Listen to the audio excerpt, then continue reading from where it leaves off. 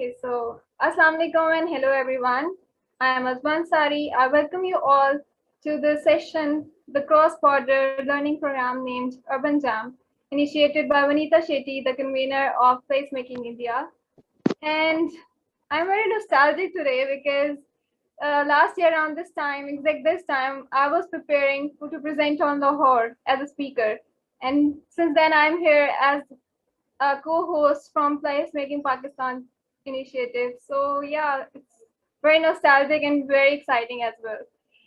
So today we are here with a very insightful session to open your mind to look at the dynamics and the traditions about how they dictate the urban fabric of a city and how it's built the character and the identity of a city. Thank you so much for joining us today on this very busy evening of the City Day evening. And Happy Independence Day to both nations. Without further ado, I would like to introduce architect Rameez Haider to moderate this show. Rameez is professionally an architect, hobbyist painter, and classic music enthusiast. He has a profound indulgence in South Asian culture and history, a history which reflects color, inclusion, and togetherness. The elements which he believes should be reflected in designs of our cities and neighborhoods. He takes the concept of decolonization of South Asia as a thesis of his life. In his view, the only way to ensure cross-border togetherness is to bring concepts of civilization and culture back to life, because these concepts have genuine potential to offer togetherness and coexistence, reducing religious, ethnic, and racial divides. So over to you, Mr. Rameez, the art enthusiast. Thank you, Asba. It is my utmost pleasure to be here, to be moderating this lovely talk.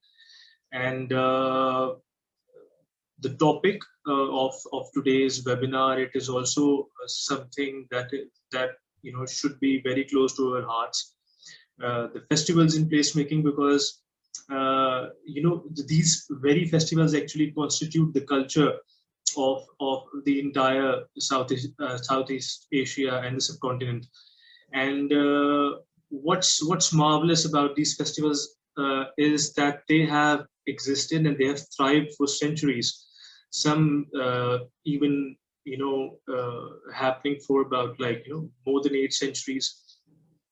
And these festivals, outrunning the test of time, it is something that should be observed.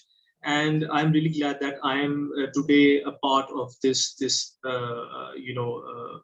this observation that we are going to do together. And happy Independence Day to the fellows of both countries. And one more important thing that is needed to be highlighted is that we didn't get it from each other; we both got it from British. So we are in this together. This independence, we are together. So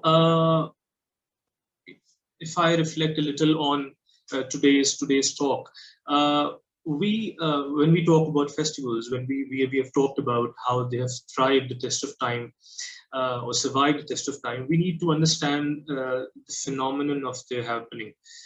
And if we, as opposed to or as compared to the modern cities or the modern buildings or the modern architecture, when we reflect onto the traditional cities and we think about them and we have a look on them, we see that the buildings do not exist in the form of isolation. In isolation, they exist as fragments of a whole, of a larger whole, that is the city. And it is more like a sum of its parts. It is more like a rosary or a string of beads, where the individual pearls and the stones are actually the buildings, some smaller, some larger. And but we also see one particular decorative element in it, one bezel in it, one jewel in it, that sort of beautifies the whole string or the whole rosary. And that those bezels or those jewels that are the elements that need to be understood. I am referring to the landmarks. I am referring to the artifacts, the urban artifacts, the traditional buildings. Buildings like tombs, buildings like temples, buildings like mosques. That are very essential elements of our urban fabric, and these particular buildings act as bezels of those rosaries or those strings, and they are responsible for giving them a certain sense of identity, and certain kind of a formal or a formal reference, which we see is highlighted in every traditional building, whether it's a house and whether it's anything. And also uh, we see a certain dynamism in terms of the building function. And I think these these this kind of association, and what's also very important is to analyze and see how there is a certain transition that happens from these particular urban artifacts to the other buildings or to the city fabric. And this it is like a transition from a macrocosm to the microcosm and back to the macrocosm. And this to and fro movement actually constructs or enables the human beings to construct the very fabric of the city, that is formally aligned, that is unified. And that is something that enables the people to actually uh, be together, offer a collaborative sort of atmosphere, and offer coexistence that we have seen through centuries. And it is also very fascinating to see that how still these particular festivals and these episodes of coexistence bring people together. And that is the very reason we are here together, also sitting with one another and observing this beautiful phenomena of festivals, and the role of festivals in the placemaking. I am very gladly going to introduce today's speakers. First one will be Mehroze Nasim, who is a graduate of architecture, and he is working in a notable architectural firm of Lahore and in Pakistan. And Mehroze has been an avid photographer since childhood, and he credits his love for architecture and urban design to the time spent during photographic excursions in the lively and hectic streets of Lahore and Bahawalpur as a teenager. Although Mehroze was born and raised in Lahore, but his ancestral town is the city of Bahawalpur. Bahawalpur, as most of us know, the twin cities of Bahawalpur and Multan are known as the city or cities of saints, are known for their beautiful tomb architecture.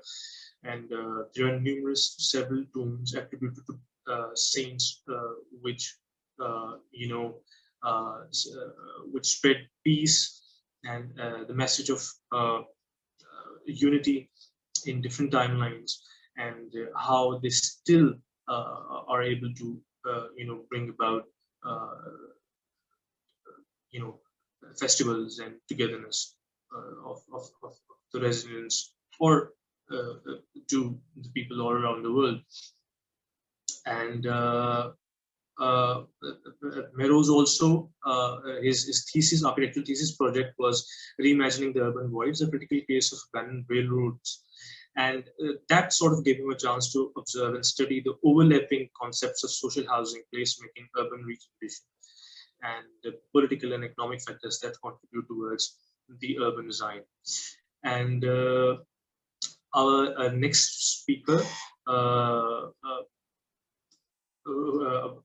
Sharupa Dutta, who appears to be a very multi-dimensional person, very multi-talented, and she brings to a project her versatile abilities. And very interestingly, Sharupa has been a theatre actress and has produced and directed a number of theatre productions, television shows, including serials, soap operas, chat shows, game shows, cookery shows, culture programs, and telefilms. She has been a consultant with private television channels and has worked in feature films and across various mediums. Her thirst for performing arts is constantly fueled by the different art forms that she is an ambassador for in India and abroad. She curates, directs, and produces theatrical literature based cultural festivals in India and across the world. And she has been an intrinsic part of Teamwork Arts Private Limited since the mid 90s. And most importantly, as in reference to today's talk, she is the producer of Jaipur Literature Festival we all know of. A little bit about the Jaipur Literature Festival. It is described as the greatest literary show on earth. The Jaipur Literature Festival is a sumptuous feast of ideas. The past decade has seen it transform into a global literary phenomenon, having hosted nearly 2,000 speakers from all around the world and welcoming over 1 million book lovers from all across India and the globe. And as they say, their core value is to serve as a democratic and non-aligned platform offering free and fair access. I'll be inviting Norm Mehroze to present his talk and reflect on the city on the Bahawalpur district and enlighten us with his observation and excursions and findings. Over to you, Mehroze.